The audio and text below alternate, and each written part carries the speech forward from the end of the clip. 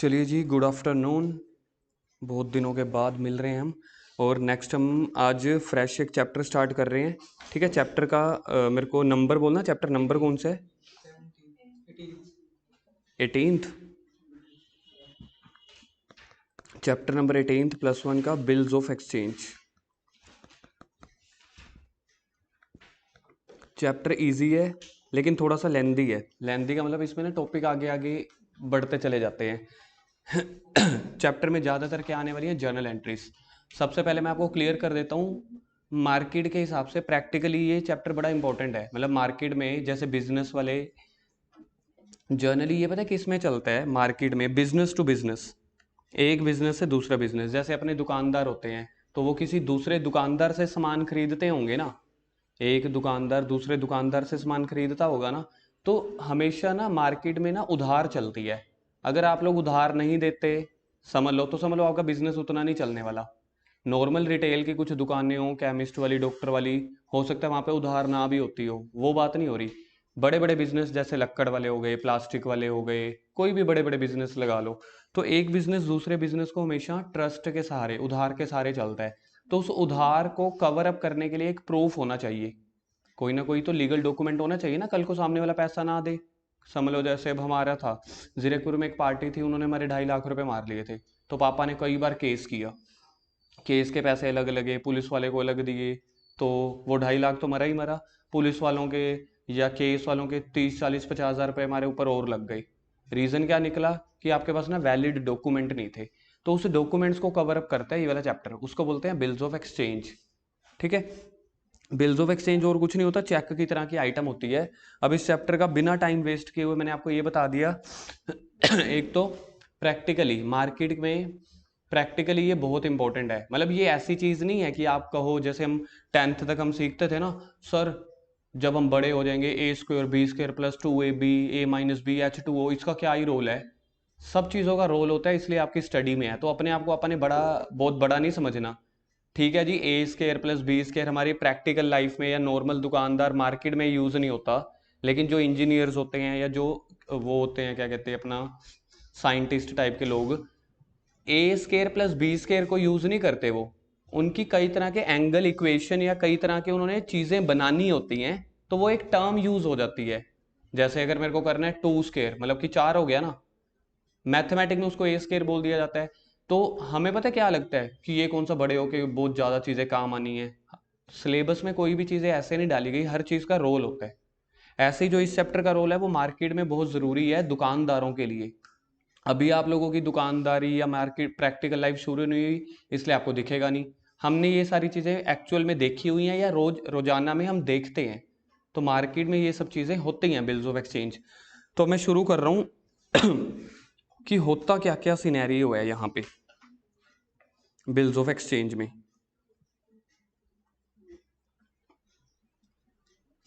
ये वाला ना, मेरी बात सुनो आप लोग, ये वाला कॉन्सेप्ट ना अभी के लिए बंद कर दो। 10 मिनट आपके भी काम का है, क्योंकि आपके भी क्या कहते हैं, बहुत सारे चैप्टर्स में ना बिल रिसीवेबल, बिल पेबल वाले वर्ड्स आते हैं ना, तो यहाँ पे वो काम आएंगे। अभी 5-10 मिनट आप इसकी इंट्रोडक्शन सुनोगे। ठीक है, ज़्यादा नहीं, सिर्फ 5-10 minute. Bills of exchange chapter की कहानी शुरू कर रहा हूँ, कहाँ से शुरू होता है, उसमें क्या क्या टर्म्स यूज़ की जाती हैं वो बाद में देखेंगे। ठीक है, सबसे पहले समझ लो, एक यहाँ पे बिजनेसमैन है, शॉपकीपर। शॉपकीपर हम मान लेते हैं मिस्टर अनिल, बिजनेसमैन हो गया जी ये। ठीक है, इसने विजय को सामान बेचा। ठीक है, मिस्टर विजय कौन हो गया जी? बायर। ये चैप्टर कोई ऐसा चैप्टर नहीं है अभी जो मैं मीनिंग करवाने लगा हूँ कि बिल्स ऑफ एक्सचेंज का ही है। जो आपका सेकंड चैप्टर है अकाउंटिंग टर्म्स, या बहुत सारे चैप्टर आते हैं जब बिल रिसीवेबल, बिल पेबल वाले वर्ड आते हैं, तो ये कॉमन टॉपिक है। स्पेसिफिक चैप्टर का टॉपिक तो है ही है, लेकिन बड़े सारे सिलेबस का कॉमन टॉपिक है, ये भी आपको बन सकता होता है। शॉपकीपर है मिस्टर अनिल, उसने विजय को सामान बेचा। तो पहले नंबर पे ये देखो इसने क्या किया, गुड्स सेल की on credit, goods sold on credit. समझ लो इसने सामान बेचा जी 9,000 रुपये का, 9,000 का। ठीक है जी, दिख रहा है आप लोगों को वहां से? हाँ या ना, तो बस हाँ बोल देना फिर। दिख रहा है आपको? तो पहले नंबर पे शॉपकीपर ने सामान बेचा किसको? बायर को। सेलर ने, मैं इसको शॉपकीपर की जगह ना सेलर लिख देता हूं।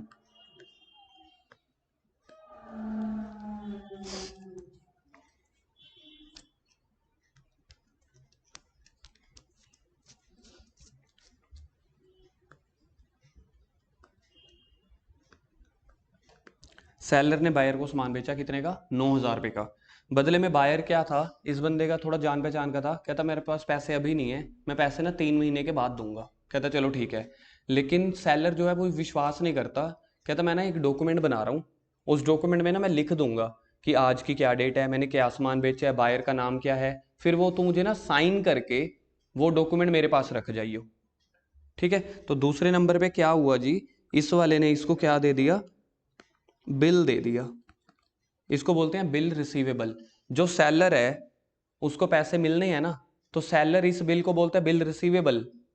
बायर ने ये पैसे कब देने हैं? 3 महीने के बाद। तो बायर उस बिल को बोल देता है बिल पेबल। ठीक है। बिल रिसीवेबल कौन बोलता है? सेलर। रिसीवेबल क्यों? क्योंकि उसको पैसे मिलने हैं। पेबल कौन बोलेगा? बायर, क्योंकि उसने पैसे देने हैं। बिल कितने महीने का दिया जी? 3 महीने का। इसका ये मतलब होता है कि 3 महीने के बाद आके मैं आपको आपके 9,000 रुपये दे जाऊंगा। फिर वो वाला बिल फाड़ देना, ताकि ये ना हो कि आप वो बिल भी ना फाड़ो, कल को दोबारा से कोर्ट में पेश कर दो कि ये देखो जी ये तो बिल है, इसके साइन किए हुए हैं। तो जब पैसे मिल जाएंगे बिल फाड़ देना होता है। दो पार्टियां बीच में समझ में आ गई हैं? कौन कौन है? सेलर और एक है बायर। अब मैं आपको टर्म्स यूज करवा रहा हूं। सेलर को अकाउंटिंग वाले बोलते हैं ड्रोर, DRAWER, जो आपने अकाउंट्स में कई बार सुना होगा इस चैप्टर में। ड्रोर, ड्रोर का मतलब होता है सेलर जो सामान बेचता है। तो इसको क्या बोलेंगे? ड्रोई। क्या बोलेंगे? ड्रोई मतलब बायर हो गया। दो पार्टियां समझ में आ गई। बिल रिसीवेबल किसके लिए बना? सेलर के लिए। क्यों? क्योंकि उसको पैसे मिलेंगे। बिल पेबल किसके लिए बना? देखा जाए, मेरे को एक पेज दे दोगे? किसी के पास पेज है?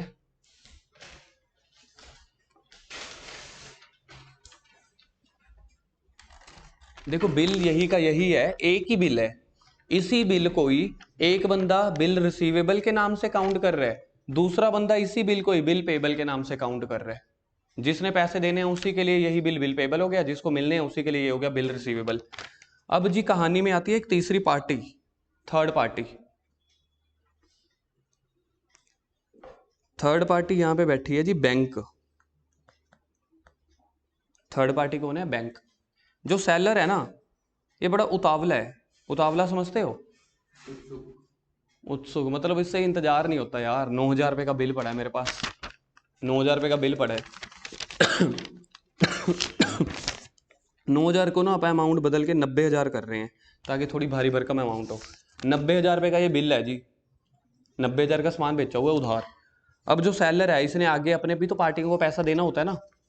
तो इसमें ना बैंक जो है ना, इंडिया में कोई भी बैंक ये सर्विस देते हैं कि आप ये ना बिल लेके हमारे पास आ जाओ, लेकिन बिल ओरिजिनल होना चाहिए। आप ये बिल जो ड्रॉई का, बायर का साइन किया हुआ हमारे पास लेके आ जाओ।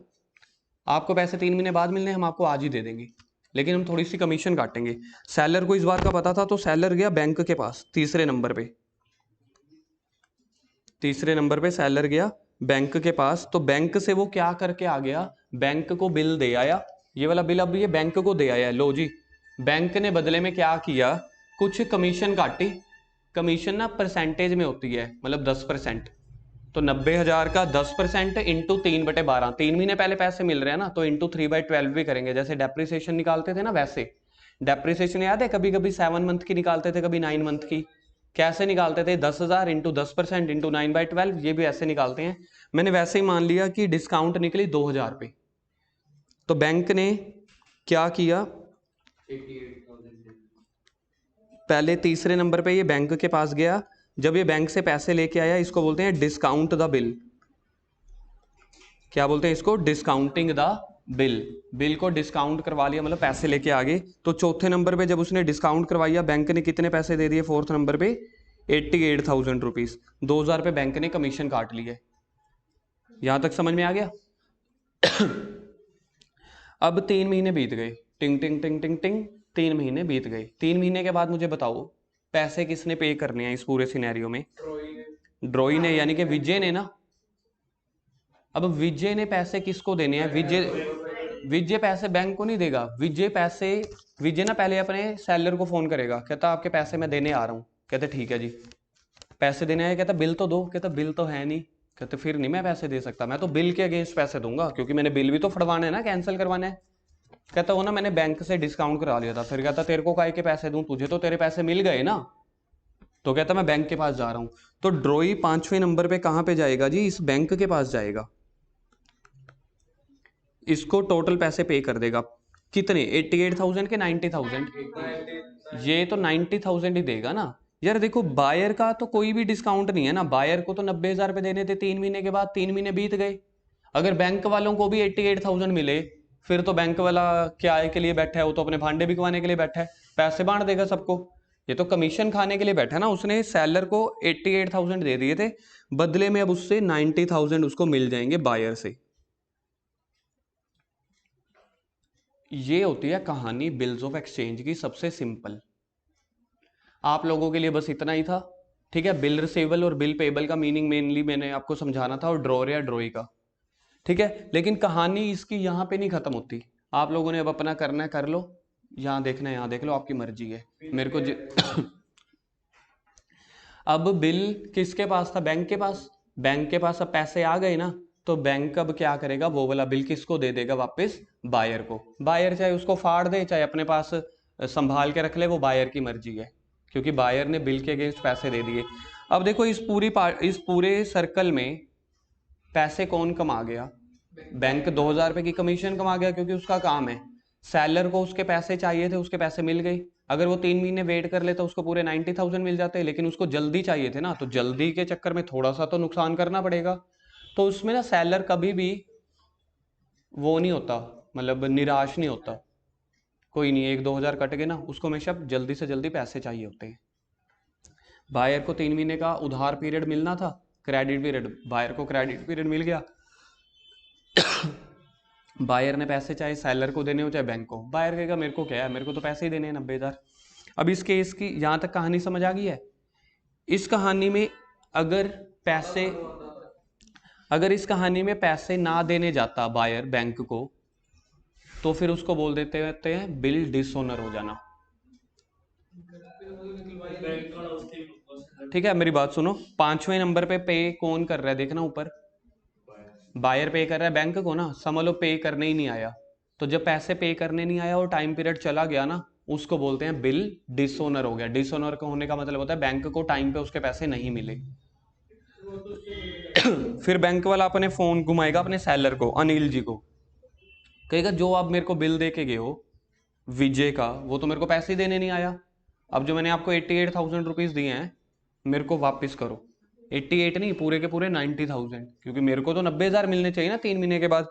तो बैंक वाला सेलर को फोन करेगा कि आपकी पार्टी डिसऑनर करगी बिल, अब आप मेरे को पैसे दो। और अनिल सेलर किसको फोन घुमाएगा, विजय को, भाई तूने डिफॉल्ट क्यों करी है, अब तू मुझे पैसे दे। बैंक वालों ने पता क्या किया, अनिल वालों से 90,000 रुपये तो वो लिए, प्लस 500 रुपये नोटिंग चार्जेस ले लिए। नोटिंग चार्जेस बोल लो, पेनल्टी चार्जेस बोल लो, कोई एक्स्ट्रा फाइन बोल लो, कुछ भी। 90,500। तो सेलर को 90,500 किसको पे करने पड़ेंगे, बैंक को। अब सेलर फोन किसको घुमाएगा, बायर को, कहेगा तेरी वजह से बिल डिसऑनर हो गया है, मतलब कि चेक क्या हो गया, बाउंस हो गया है। इसी को ही बोलते हैं चेक बाउंस होना। तो अब तू मुझे 90,000 तो देगा ही देगा जो तूने देने हैं, प्लस 500 तेरी वजह से लगे हैं ना, मेरे को पे करने पड़े, वो भी तू मुझे देगा। तो 3 महीने के बाद जब बिल डिसऑनर हो गया है, पहला फोन किसने किसको किया, बैंक ने सेलर को। कितने पैसे मंगवाए उससे, 90,000 प्लस 500 रुपए चार्जेस। दूसरा फोन किसने किसको किया, सेलर ने बायर को। कितने पैसे मंगवाए, 90,000 प्लस 500। पानी की बोतल पड़ी होगी, दे दो। बस आप करो आगे, आप अपना शुरू करो।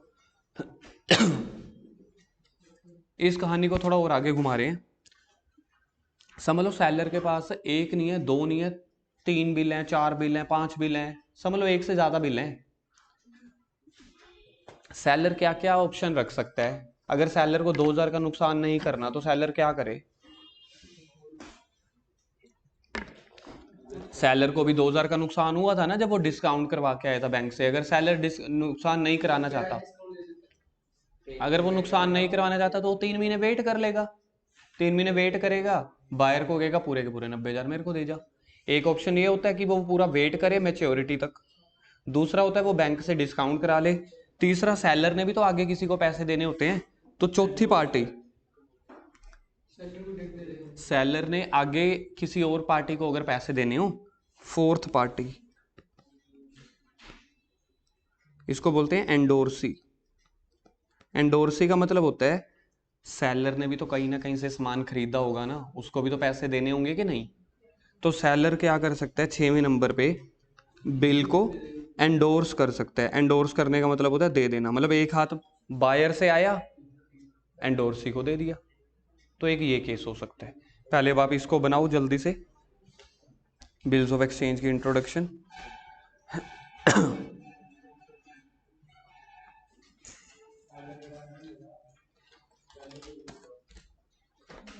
वेरी शॉर्ट हो गए आप लोगों के, ट्रू फॉल्स आप लोगों के। अभी छोड़ दो, बताता हूँ। अंडरकास्ट मतलब कम लिखना, ओवरकास्ट मतलब ज्यादा लिखना। अभी लिख लो, मैं साइड पे रख लो, मैं समझाता हूँ। हर्ष, अब आपने थोड़ा फेयर कॉपी बनानी है, अब नहीं बनाना ऐसे। हाँ मतलब कॉपी नहीं, नोटिंग नहीं होनी चाहिए। हाँ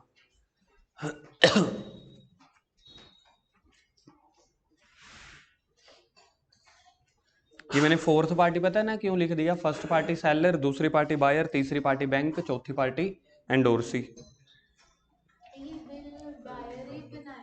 बिल सेलर बनाता है, बनाए कोई भी, एक प्रॉपर एक फॉर्मेट होता है। मतलब नॉर्मली आप प्रिंट आउट निकाल के रखे होते हैं सब लोगों ने, साइन बायर के होते हैं।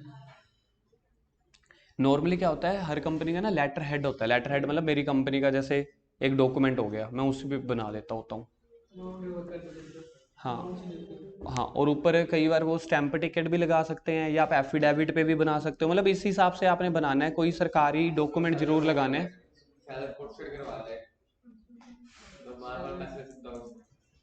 नहीं नहीं नहीं, ऐसे नहीं। बायर ने भी तो एक फोटो स्टेट तो रखी होगी ना। बायर ने अगर ये लिख के दे दिए तो बायर अपने प्रूफ के लिए एक फोटो खींच जाता है या प्रूफ रख लेगा। दुकानदार इतने वो थोड़ी ना होते हैं, मतलब बेवकूफ टाइप की। हर किसी ने डायरियां बनाई होती हैं। मेरे को पता है, जब मैंने पैसे ही 90,000 देने हैं तो आप चाहे इसकी 10 फोटो कॉपी बना लो, ओरिजिनल तो एक ही है ना।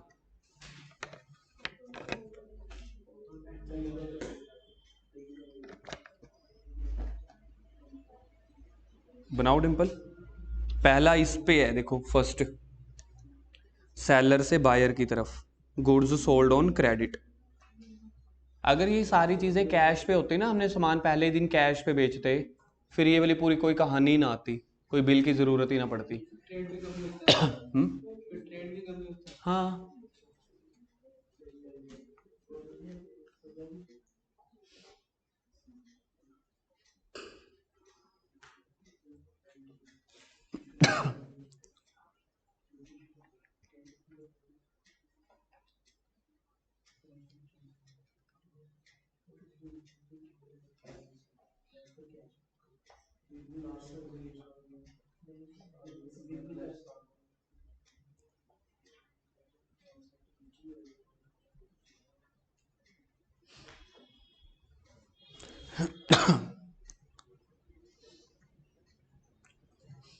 सुखमीन कहाँ तक पहुंच गए, ट्रू फॉल्स हो गए।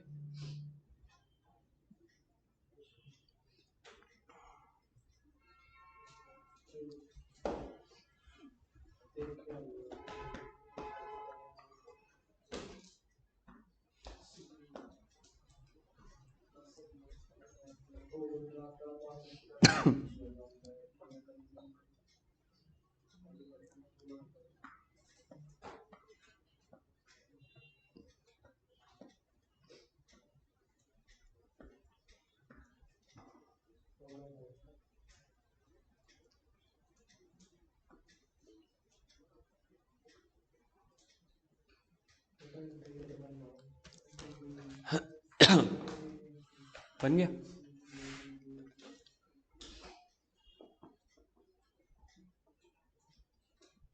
कभी भी बिल्स ऑफ एक्सचेंज का या बिल रिसीवेबल बिल पेबल का देखना हो, ये वाला चार्ट देख लेना, इसी से हमेशा रिकॉल हो जाता है कल को। ये तो अभी ताज़ा ताज़ा याद है ना, 1 डेढ़ महीने बाद बंदा फिर भूल जाता है कि ड्रॉर कौन होता है, ड्रॉई कौन होता है।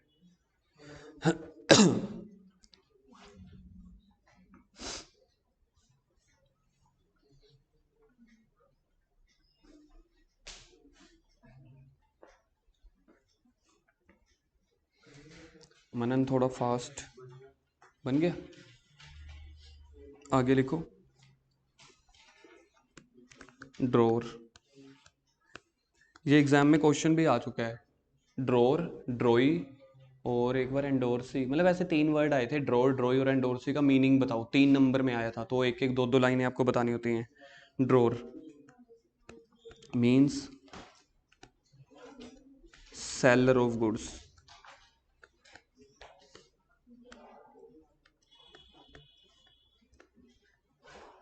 who draws the bill of exchange। हर शब आगे छुट्टी नहीं होनी चाहिए लगातार अगले 4-5 दिन। इस चैप्टर का फ्लो नहीं टूटना चाहिए अब। ड्रॉअर कौन हो गया? Mean seller of goods who draws the bills of exchange and kept with himself. At the end 3 महीने कौन संभाल के रखेगा बिल? जिसको पैसे लेने हैं प्रूफ के लिए तो वही संभाल के रखेगा ना। कल को सामने वाला अगर पार्टी मुकर जाती है तो वो वाले बिल को आप कोर्ट में दिखा के उसके ऊपर केस कर सकते हो। इसी में अगला पॉइंट,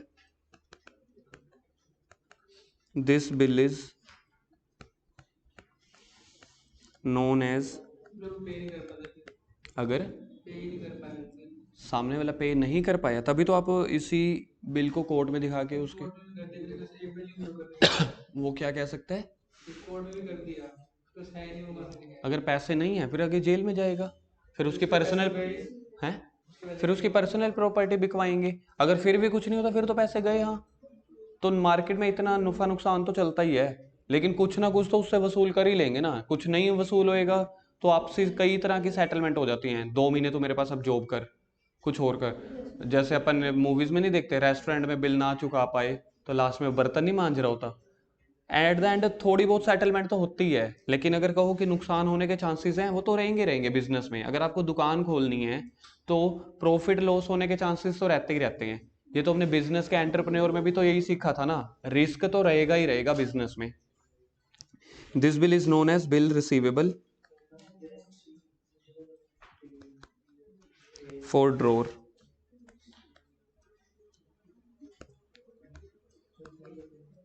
बिल रिसीवेबल को मैं शॉर्ट फॉर्म में लिख रहा हूँ, BR। BR is asset for drawer. Asset क्यों है? क्योंकि पैसे मिलने हैं। जब पैसे मिलने होते हैं तो उसको एसेट भी बोलते हैं, बिकॉज मनी इज रिसीवेबल। जब भी मेरे को किसी से कोई पैसे मिलने हो उसको एसेट बोलते हैं। यही के यही पैसे ड्रॉई के लिए क्या हो जाएंगे? सारा कुछ अपोजिट हो जाएगा ना, बिल पेबल हो जाएगा और लाइबिलिटी हो जाएगी।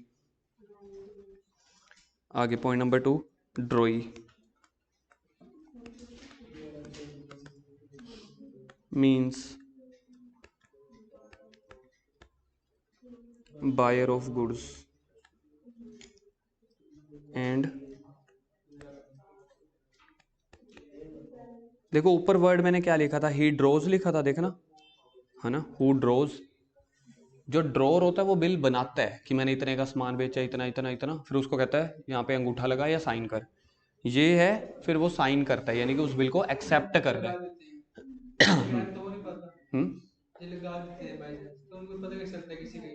किसी का अंगूठा है ये? अंगूठा एक ऐसी चीज है ना कुदरत का, समझा नहीं, स्कैन क्यों करना? नहीं नहीं नहीं, वो तो वो छोटे छोटे वो स्कैनर नहीं होते, वो जो, हाँ हाँ हाँ, जब वो साइंस वाली लैब में भी होते हैं, क्या बोलते हैं उसको, स्कैनर भी बोलते हैं। हाँ, बंदा कैसे पहचानेंगे? मैं आपको बोल तो रहा हूँ, अंगूठा अपनी कुदरत है ना जो, वो सबसे ऊपर है। कुदरत सर्वोधर्म है, इससे ऊपर कुछ नहीं है। इस दुनिया में कोई भी दो अंगूठे सेम नहीं होते। सेम नहीं है होते, आप वो कैसे करेगा वेरीफाई कि इसी का ही है? बैंक में जैसे कर देते हैं कई, हाँ, तो वेरीफाई कैसे करते हैं किसी का अकाउंट तो है? बैठे होते हैं सारे वो, क्या कहते जो हैं। तेरा आधार कार्ड नहीं बढ़िया हुआ, तू वाले में भेज दे वेरीफाई, भेज दे थोड़ी हाँ होता हाँ, सब कुछ वेरीफाई हो जाता है जब, मेरी बात सुनो, जब आप केस है। अब करोगे ना, चार बार गुड्डा लग एक गया मिनट यार, कई बार किसी को तू साइन नहीं अपना होता कर, है, तू अपना कर। है नहीं, कई हाँ, बार किसी ने साइन जब नहीं जब आप होता पेज पे अंगूठा लगाते हो ना, सबसे पहली बात तो है साबित करने की जरूरत तब आएगी ना, मैंने उसके अगेंस्ट केस कर दिया। तो कोर्ट में ऑलरेडी फैसिलिटीज होती हैं, वो लोग बंदे भी होते हैं, मशीनें भी होती हैं, इक्विपमेंट्स भी होते हैं, वो सब पता चल जाता है साथ साथ। बैंक में मिलती है ये। केस हम बैंक में नहीं करेंगे ना। वैसे बैंक की बात है जो हाँ, बैंक वैसे में बैंक के मिलती पास भी होते हैं यार, आजकल तो छोटे छोटे इक्विपमेंट्स मिल जाते हैं, उसी से ही पता चल जाता है सारा कुछ। सारा कुछ उसी से पता चल जाता है। मतलब आपके लिए चीज़ न्यू है, मैंने भी खैर प्रैक्टिकली मैंने भी कभी नहीं देखी, लेकिन ये जो प्रैक्टिकली है कोर्ट में या वैसे ही बैंकों में, ये बहुत ही छोटी चीज़ है। मतलब ये तो मतलब उनके लिए कुछ है ही नहीं, आप ऐसे लगा के चलो, हमारे लिए बहुत बड़ी चीज़ है। क्यों? क्योंकि हमने किया नहीं हुआ, देखा नहीं हुआ। वैसे नॉर्मल सी चीज़ है, एक मिनट में पता चल जाता है, एक सेकंड में, कि ये अंगूठा उसका है कि नहीं है। कोई भी दो अंगूठों के साइन, थंबनेल कभी भी थंब इम्प्रेशन कभी बराबर ही नहीं होते। ना ना ना ना, बड़ी नॉर्मल सी चीज़ है। हम बंदे को ले जाते हैं, अगर बंदा नहीं आ रहा तो पहले ही पता चल गया भाई आ क्यों नहीं रहा। अगर आ गया तो अंगूठा दिखाएंगे, वो अंगूठा लगाएगा, एक सेकंड में पता चल जाएगा। मतलब खुद मशीन पे लगा उसको पता चल जाता है। आजकल तो मशीनों में ही पता चल जाते हैं। Means buyer of goods and he accept the bill of exchange, and he accept the bill of exchange.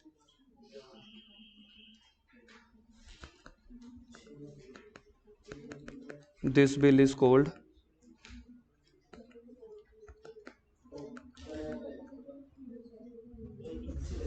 bills payable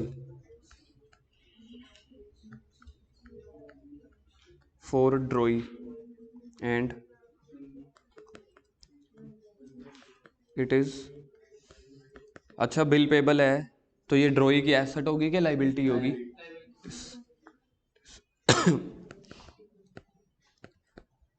his liability.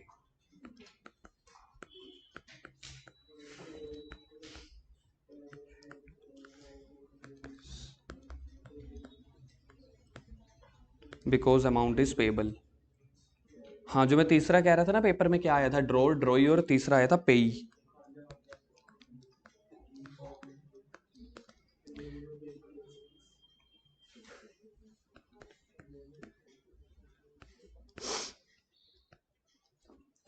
आप लोगों ने स्कूल में चैप्टर किया हुआ है, पेई का मीनिंग सीखा कभी? बैंक, थोड़ा और कुछ। पेई मीन्स दैट पर्सन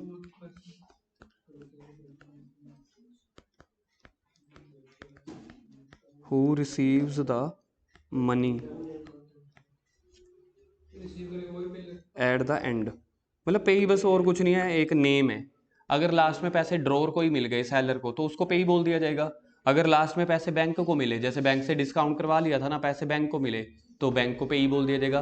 पेई का कुछ मतलब वो कोई रोल नहीं है, बस एक टर्म यूज की गई है। पेई कौन है? एट द एंड जिसको भी पैसे मिलेंगे। अब जैसे समझ लो हमने ये बिल एंडोर्स कर दिया था, लास्ट में एंडोर्स कर दिया था ना, तो अब ये बंदा जो बायर है विजय, पैसे देने किसको जाएगा? फोर्थ पर्सन को जाएगा ना, इसी को, एंडोर्सी को। तो उस केस में एंडोर्सी पे ही हो जाएगा। तो पेई कोई भी हो सकता है जिसके पास लास्ट में बिल होएगा, जो पैसे लास्ट में कलेक्ट करेगा। पेई means that person who receives the money at the end.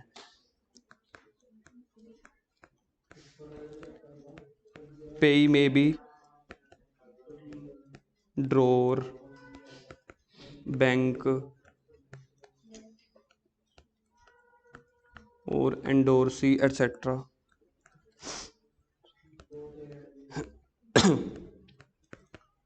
Who holds the bill till and. Last तक जिसके पास बिल होगा उसको पैसे मिल जाएंगे, और जिसको पैसे मिल जाएंगे उसको पेई बोलते हैं।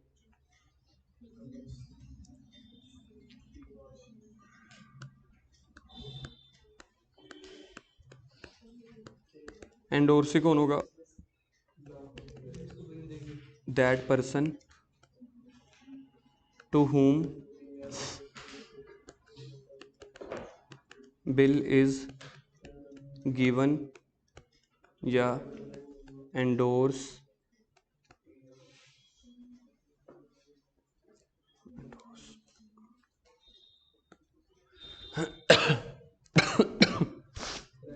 That person to whom bill is given या फिर एंडोर्स।